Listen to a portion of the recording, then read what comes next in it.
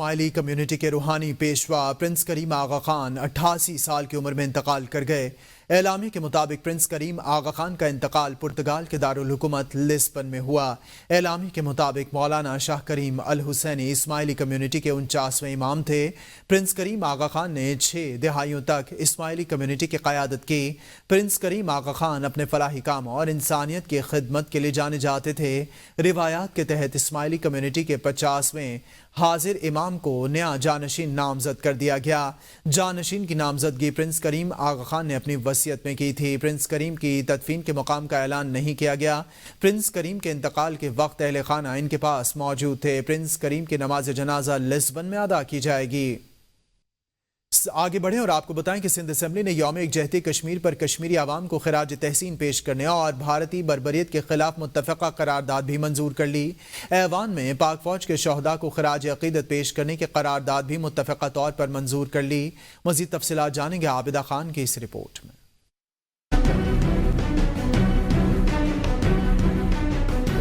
Sindh assembly کا deputy speaker Anthony نوید کی زیر صدارت اجلاس۔ پیپلز پارٹی کے ہیر سوہو نے کشمیری عوام سے یکجہتی اور خراج تحسین پیش کرنے کی قرارداد پیش کی۔ M Q M Jamaat Islami اور پی ٹی آئی حامی آزاد ارکان نے قرارداد کی حمایت کرتے ہوئے ایوان میں قراردادیں پیش کر دیں۔ 13 اگست 1948 کو اقوام متحدہ کی قرارداد آئی کشمیریوں کے حقوق کے لیے، قومی خود ارادیت کے لیے۔ ہندو ذہنیت کے حکمرانوں نے قرارداد کی پامال کر دیا۔ وزیر تعلیم سردار شاہ کا کہنا تھا کشمیر صدیوں سے انڈسٹریلائزیشن کا حصہ رہا ہے، بھارت نے زبردستی قبضہ کیا ہے۔ مہاراجا گلاب سنگھ نے جموں کا جو اس وقت کا رولر تھا رنجیت سنگھ نے انٹروین کیا اور کشمیر کے لوگ کے اگینسٹ یہ سونپا گیا۔ سندھ اسمبلی کا پاک فوج کے شہداء کو خراج تحسین پیش۔ دہشت گردی کے خلاف جنگ لڑنے کو سراہا گیا۔ یہ قرارداد ایم کیو ایم کے معاذ محبوب نے پیش کی، جسے متفقہ طور پر منظور کر لیا گیا۔ سندھ اسمبلی میں ایم کیو ایم کے صابر قائم خانی نے قرارداد پیش کرتے ہوئے مطالبہ کیا کہ حیدرآباد کے نیاز اسٹیڈیم میں کرکٹ میچ کروائے جائیں گے۔ یہ قرارداد بھی متفقہ طور پر منظور کر لی گئی۔ سر میں نیاز اسٹیڈیم 1962 میں قائم ہوا، اس کے بعد اس کا ریکارڈ اس اسٹیڈیم کا، یہاں پاکستان کبھی میچ نہیں ہارا۔ سندھ اسمبلی میں وقفہ سوالات کے دوران محکمہ معدنیات کے بارے میں پوچھے گئے سوالات کے پارلیمانی سیکرٹری یوسف بلوچ نے جوابات دیے۔ ڈپٹی اسپیکر اینتھونی نوید نے اجلاس غیر معینہ مدت کے لیے ملتوی کرنے کا گورنر سندھ کا حکم نامہ پڑھ کر سنایا۔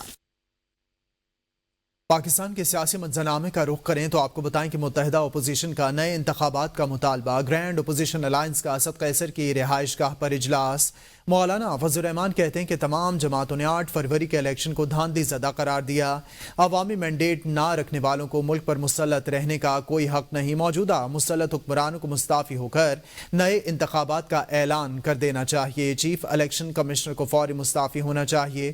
شاہد خاقان عباسی بولے موجودہ حکومت زبردستی عوام پر مسلط کی گئی ہے۔ نئے الیکشن ملک کو مالی دہشت گردی اور دیگر بحرانوں سے نکالنے کا حل ہے۔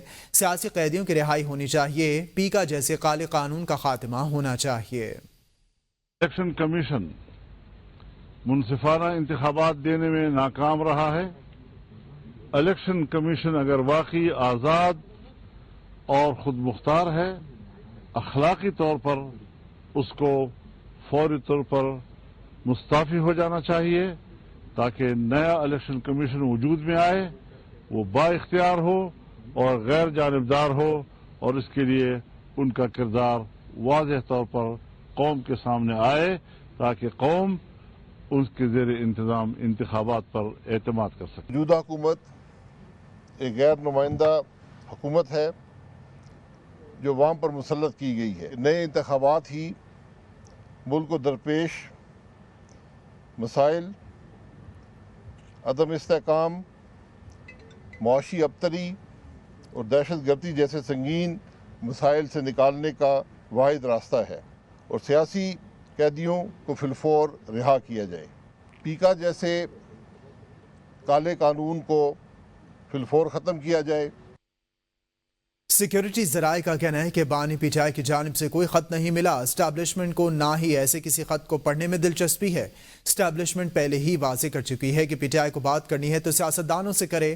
پی ٹی آئی نے خط کے نام پر ایک اور ناکام ڈرامہ کرنے کی کوشش کی ہے۔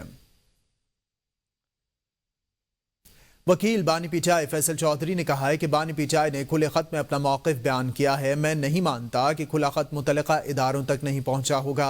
बानी पीचाई ने सहाफ़ियों और सोशल मीडिया के जरिए खुला खत भेजा है। बानी पीचाई ने खुले खत में अपना मौक़िफ़ बयान किया। फैसल चौधरी की जानिब से बताया गया, मैं नहीं मानता कि खुला खत मुतल्लिक़ा इदारों तक नहीं पहुंचा होगा। फैसल चौधरी ने कहा कि बानी पीचाई ने खुले खत में अपना मौक़िफ़ बयान किया है, उसके मंदरजात खुद हमें पढ़कर सुनाए थे। बानी पीचाई ने सहाफ़ियों और सोशल मीडिया के जरिए खुला खत भेजा है। मुशीर वज़ीर-ए-आज़म राना सनाउल्लाह ने कहा है कि मेरी नज़र में मोहसिन नकवी के अलावा पीटीआई की किसी से कोई बात नहीं हुई। अली अमीन गंडापुर से पूछें कि 80% बातें किससे तय हुई। अली अमीन गंडापुर की हुकूमती अराकीन में किसी से बात नहीं हुई। एस्टैब्लिशमेंट ने वाज़ेह कहा है कि हमारी अपोजिशन से कोई मुज़ाकरात नहीं हो रहे। अली अमीन गंडापुर नाम लेकर बताएं कि किससे बात हुई है। फौज बानी पीटीआई और पीटीआई के साथ मुज़ाकरात में बिल्कुल शामिल नहीं है। मुशाहिद हुसैन सैयद की एबीएन न्यूज़ के प्रोग्राम सवाल से आगे में गुफ्तगू कहा कि पहले ही पेशगोई कर दी थी कि ट्रंप इलेक्शन जीतेंगे।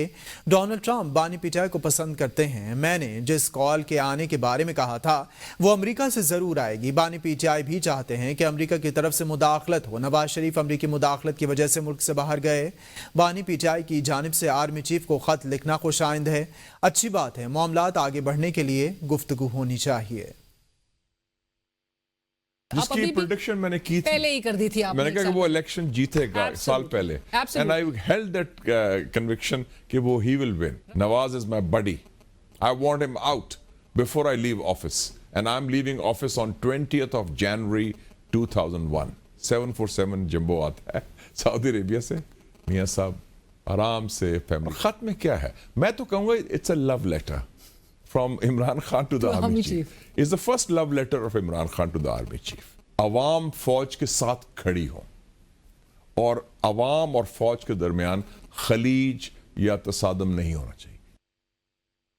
किसी भी मुहिम जोई का मुकम्मल ताकत के साथ जवाब दिया जाएगा। पाक फौज मुल्क की खुद मुख्तारी और सालमियत के दिफा के लिए पूरी तरह तैयार है।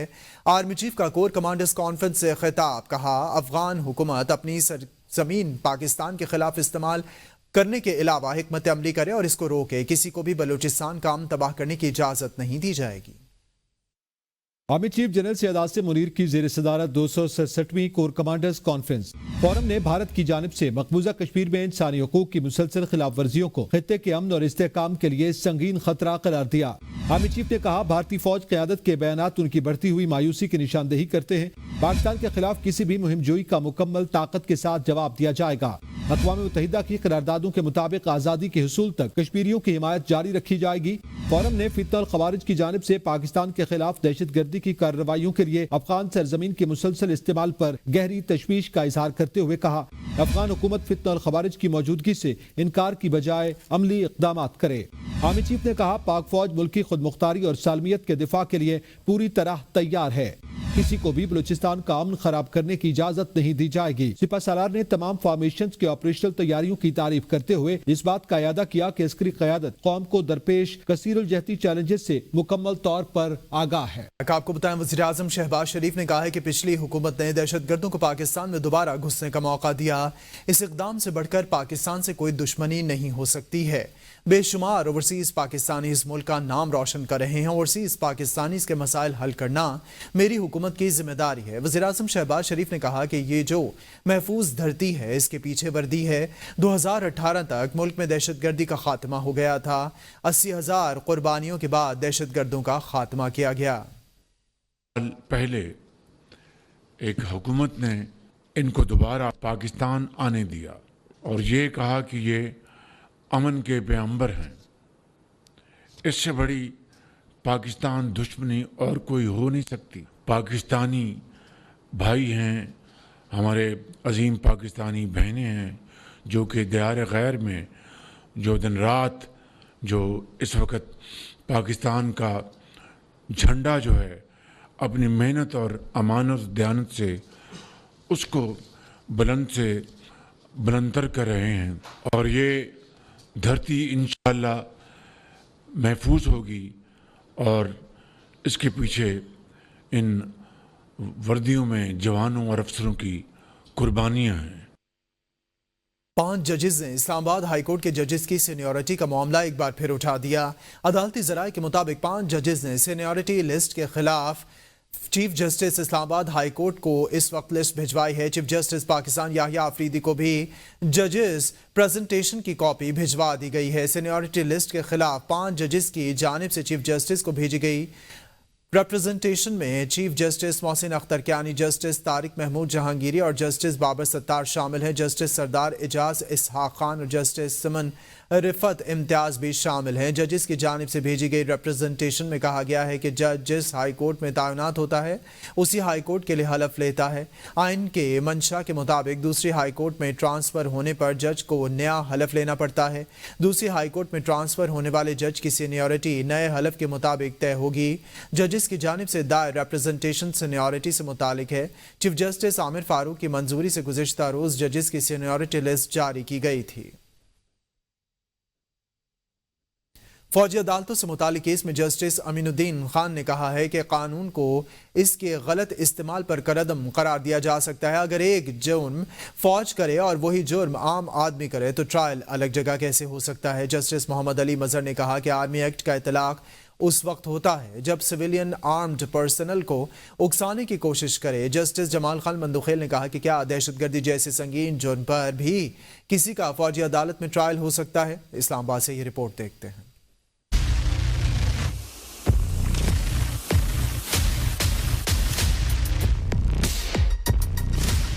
دوران سماعت سینئر وکیل سلمان اکرم راجہ نے دلائل دیتے ہوئے کہا کہ ایف بی علی کیس میں بھی کہا گیا ہے کہ سویلینز کا ٹرائل بنیادی حقوق پورے کرنے کی بنیاد پر ہی ممکن ہے۔ سویلین کا فوجی عدالت میں ٹرائل کسی صورت ممکن نہیں۔ جسٹس امین الدین نے کہا کہ آپ مرکزی فیصلے کے خلاف دلائل دے رہے ہیں، ہم ایک فیصلے کے خلاف اپیل سن رہے ہیں۔ ہمارا قانون الگ ہے، بھارت کا قانون الگ ہے۔ اگر ایک جرم فوجی کرے اور وہی جرم عام آدمی کرے تو ٹرائل الگ جگہ کیسے ہو سکتا؟ جسٹس محمد علی مظہر نے کہا کہ آرمی ایکٹ کا اطلاق اس وقت ہوتا ہے جب سویلین آرم پرسنل کو اکسانے کی کوشش کرے۔ جسٹس حسن اظہر رضوی نے کہا کہ بعض اوقات ملک دشمن ایجنسیاں سویلین کو استعمال کرتی ہیں۔ آرمی ایکٹ کی شک 21D1 اور 21D2 کو کالعدم قرار دیا گیا ہے۔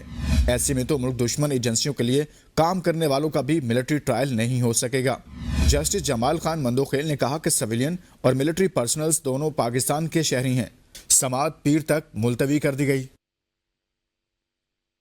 آپ کو اپڈیٹ کریں، نیوزی لینڈ کرکٹ ٹیم سہ ملکی سیریز کھیلنے کے لیے لاہور پہنچ گئی۔ مہمان ٹیم آج مکمل آرام کے بعد کل سے پریکٹس کا آغاز کرے گی۔